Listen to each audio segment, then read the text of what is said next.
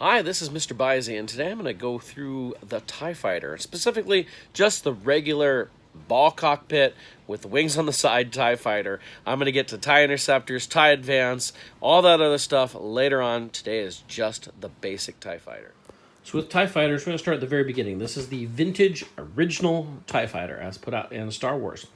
Now, the first TIE Fighters, which include this one, the Darth Vader TIE Fighter, and the TIE Interceptor, all have the same basic ball cockpit. They were painted different colors, and then you just put different wings on them. That's what made them happen. So that's why I'm going to be covering all these different TIE Fighters in one video rather than separating them out. That, and Darth Vader's TIE Fighter basically consists of two molds and things like that. So this is the early one. Please don't mind the wire here. These will be hanging on the ceiling here very soon. So we do have a little cockpit inside. I'm not going to do it because I think the wire, well, it kind of works here. This little lever here was just to raise the seat in the cockpit. I don't know if that's so like you're loading your TIE Fighter pilot in there or what, but that's why it's there. It's pretty cool. You have two doors that open and close. You can fire off the wings. There's buttons right here. And you just press that, and the wings fire off. As if TIE Fighters also have this back piece, which isn't really part of the original TIE Fighter from the movie. There was never a back piece on here. And we'll talk a little bit more about that later when it changes. But this was basically here so kids could hold it with their hand, and it has a button here that you could press, and a sound and light would emit. Now, my battery compartment here is empty. I don't even have a battery compartment cover. But there's a light on the front here that would light up, and it would still make a little buzzing sound, much like most of the vintage vehicles, which again is just a little gear hitting either a piece of plastic or a piece of mylar. Now, I don't have the battle damage TIE Fighter, so I'm not going to go into that. It's the same mold as this. It was a different color, and it had battle damage pieces that went on it. That was about the biggest difference. So here I'm including this picture of the battle damage TIE Fighter box from the Star Wars Collector's Archive. This just kind of shows the bluish color of it. You can see it's a kind of a dark blue, which is darker than the blue we're going to get with the modern. And you can see those battle damage stickers that go on the TIE solar panel wings on the sides. Now, as we get into the modern TIE Fighters, I'm going to actually go through this. I'll do TIE Fighters here, and then go through TIE Interceptors, TIE Bombers, and Vader's TIE Fighter. So we get to see how they grow in the modern times. But here's the first TIE Fighter put out in 1995 by Hasbro/Kenner for the new Power of the Force 2 line. You'll notice it looks very much the same. We have the same basic ball cockpit. There is no light anymore on the front. We have a new decal on the inside. Also gone is the chair. It does not have the lever to raise and lower. You can see there's a TIE pilot in there, but it's the same basic mold for the chair in there, but just without that lever anymore. We have new TIE Fighter wings that are actually sculpted without decals. So this was a nice upgrade, really, when we got these, because the stickers on the vintage ones are kind of a pain. We still have a handle in the back. No longer a button on the top to press to make sound, nor a battery cover, of course. And no electronics in it at all. But it's the same basic TIE Fighter, same basic mold, a few upgrades to it. Now, over the years, there were some different colors put out, and I know there's at least a white TIE Fighter done in this model. It might have been a darker gray, but this is the kind of slightly darker blue, if you will, if you want to see the difference here. You can see this is kind of a lighter blue-gray. This is a darker blue-gray. This was put out a little bit later, and it had a major upgrade to it. At first, you look at it, and it looks just the same as the other one. We still have the wings just the same. The cockpit looks the same. The doors open up just the same. Different color on the inside. Still could shoot off the wings with the side, but if we turn it around, whoop, not toss it on the floor, we have a difference now. We finally don't have the handle in the back, and instead have a movie-like rear engine. Of course, it's supposed to be twin-ion engine. I don't know if these are the twin-ion engines or what, but this was a nice upgrade that we got a little bit more movie accurate. So that was kind of cool. But the next upgrade will really be good. Somewhere, I'm thinking it was around 2006, 2007. I don't remember exactly anymore.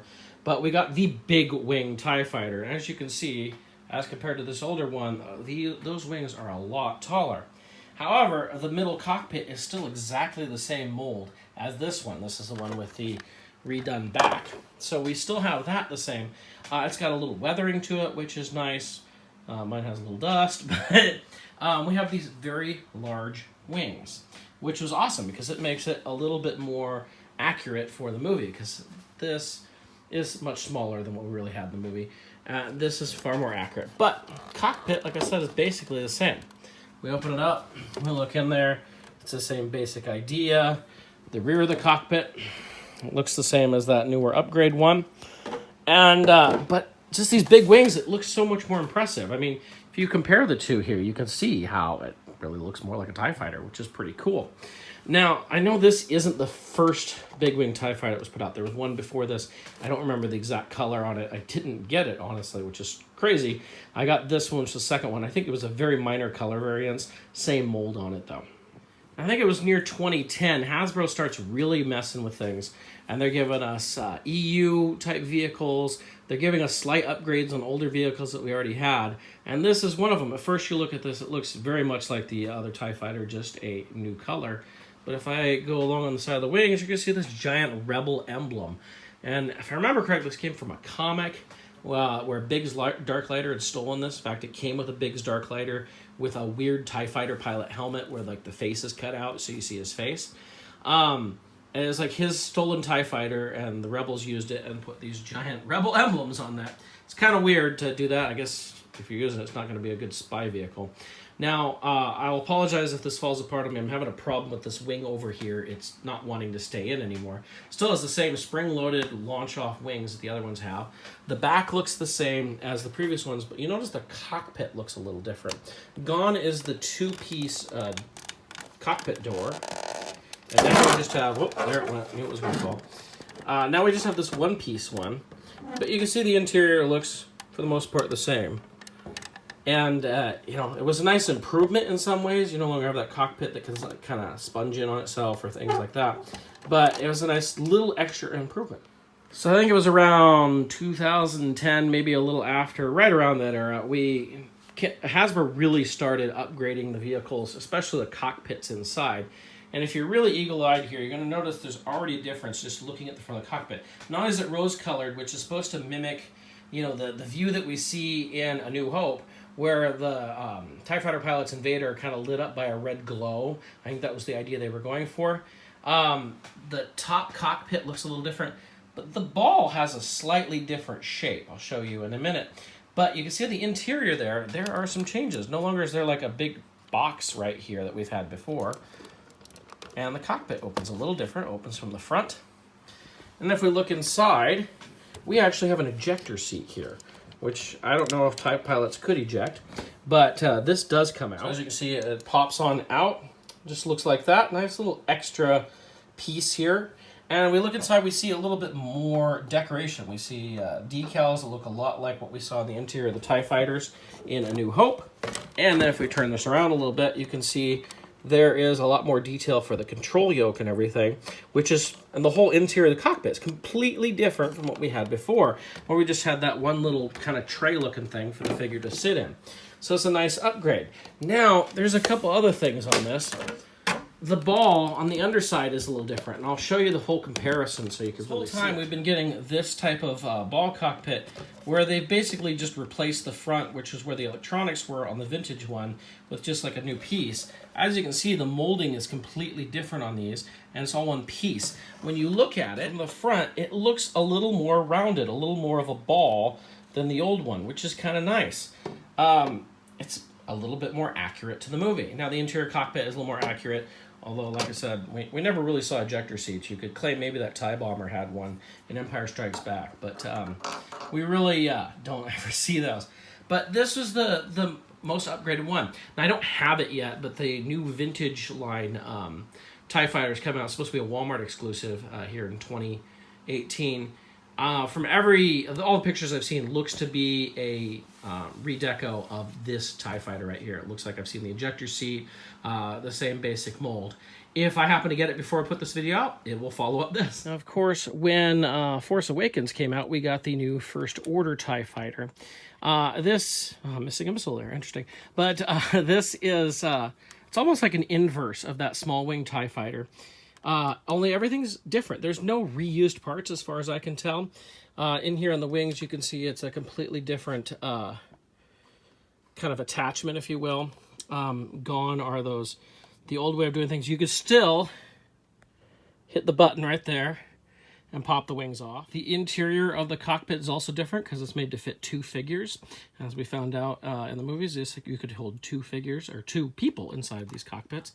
On the back, you see we actually have a rear window for that rear cockpit, which of course is something new. It actually looks like we have twin ion engines here too. And the wing just popped off. You can press this button to fire missiles. We've got a rotating gun, I'm presuming to be fired by the rear gunner, and an antenna on the top. Now this TIE fighter was then redone. I'm not going to get into it too much, but it's just this one. It's the Force Link one. It's basically the same as this, only it has Force Link phrases that it can do. We also won't go into too much detail on this, but this is the 6-inch scale TIE fighter. But considering I'm doing 3 3/4 inch, I thought I'd just mention it. One more version of the First Order TIE Fighter exists, and it's this Toys R Us exclusive one from Force Awakens. As you can see, it just has sand color on it, and that's all it was. I had a little sand color. It's as if it's the crashed one on Jakku, I guess. But it was kind of nice to get a little extra. Looks like I got a little hot glue on there. But a little extra something to have another TIE Fighter. I'm adding in the new Force Link 2.0 TIE Fighter into this retrospective. The videos you're about to see come from a previous review video that I did on this specific TIE Fighter. So let's look at the TIE Fighter itself. And the first thing is, just set up by itself, it looks good.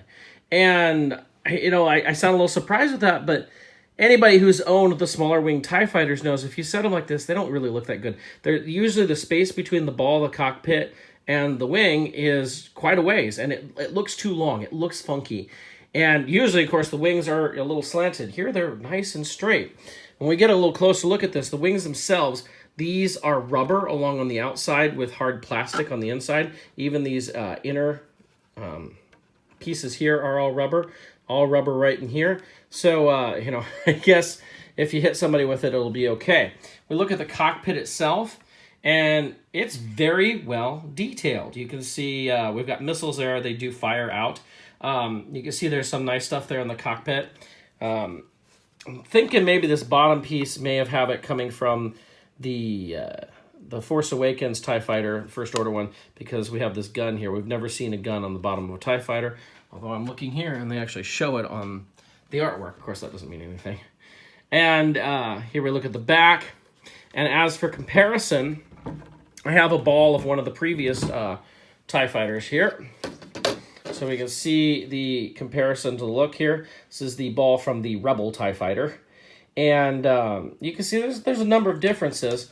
And if I press that up, you can see there is a difference in length. But of course, the wings of the other TIE Fighters have these little pieces that go into it, which will actually make this a little bit longer if you set it up there.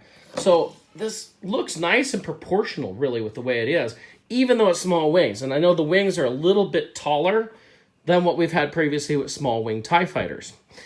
Inside, we can open up the cockpit just like the last few. We see there is a spot to put guns, and we can see there's some detailing inside the cockpit, which we'll get to in just a minute. Now, this TIE Fighter, unlike previous ones, no longer has the little buttons that you'd press here and here to fire the wings off. The wings actually stay on there. Instead, we now have this button right here, which we can press, and it doesn't fire off, but you'll notice it comes apart a little differently.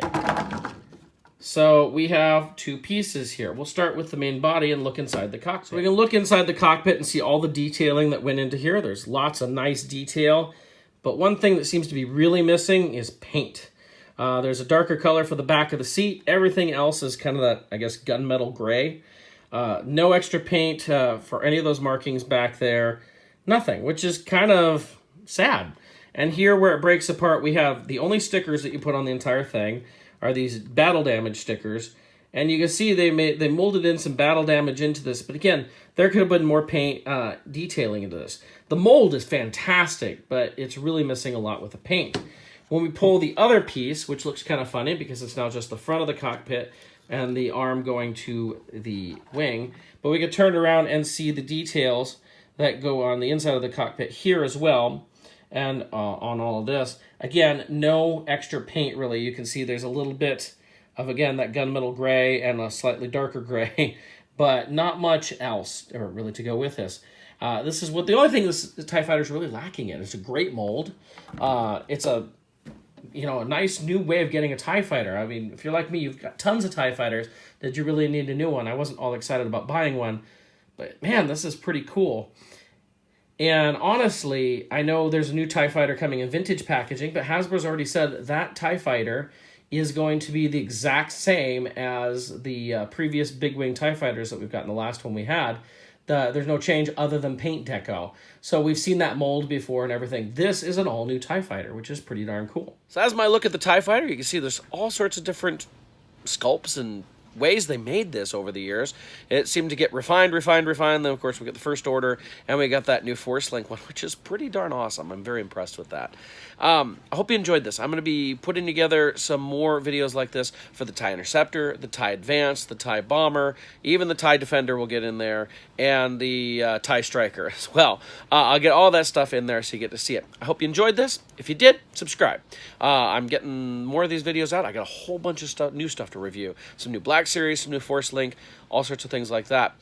Check out my other videos, and if you have any comments, questions, did I screw something up, put it in the comment section. I love hearing from you.